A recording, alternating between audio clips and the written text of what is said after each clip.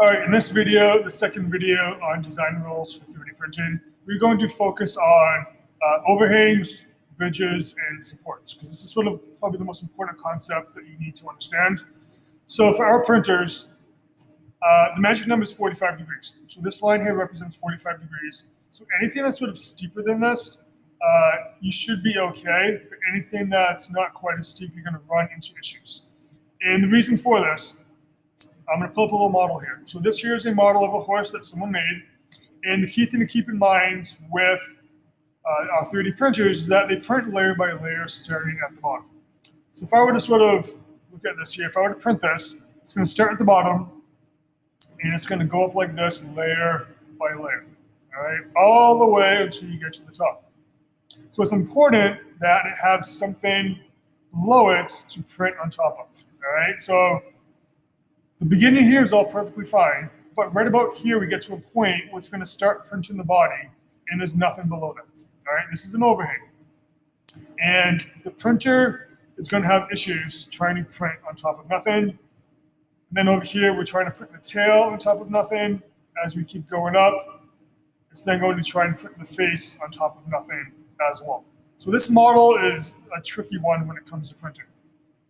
So if I were to print it like this, the print would fail. It just would not work. In order to accommodate for that, we need to use what's called support material.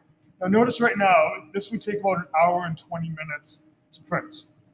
If I tell the software to have support material, all this green stuff is all of that support material. So it would need this to print. And then when you're done printing, you would actually break that off and throw it away. Notice though, we've added 2 hours to our printing time. So the goal is you always want to try and avoid support material, because one, when you break it off, it just doesn't look as good, like the surface is kind of rough. But more importantly, you're sort of wasting material, and also adds a lot more time to the print. Now, one sort of workaround to make this quicker is I can take my model and I can say, all right, let's print it on its side, like this.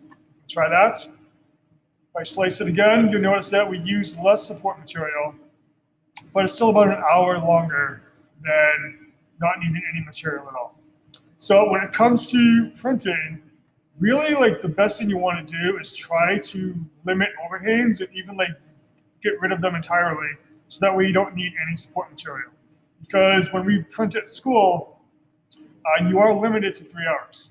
So if you rely on a lot of support material, then you're going to have a much smaller model. Looking at horizontal bridging, same idea. It's basically looking at supports where you have where it's sort of connected on two sides, and then you have like a horizontal bridge, going across the top. A good example of this is if you're making like a house. If you have any sort of windows or doorway or something like that, you have sort of natural bridging on the top of it. And what this is saying that is that it can do this for about 10 millimeters. Without having to need support material. So the printer can usually, even though it's printing on top of nothing, it can usually make it work and kind of fix itself. It won't be perfectly pretty, but it'll work. Anything more than 10 millimeters and you're gonna run into issues. And looking back at my horse here, this actually is like a horizontal bridge, all right? As is this. So you want to try and avoid that as much as you possibly can. And if you do need to have bridging, you want to have it where it's 10 millimeters or less.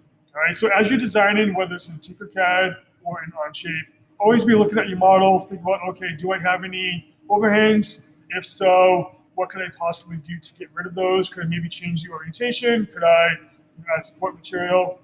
You always want to be sort of mindful about how long the print is going to take. All right, that's all for today. Thanks.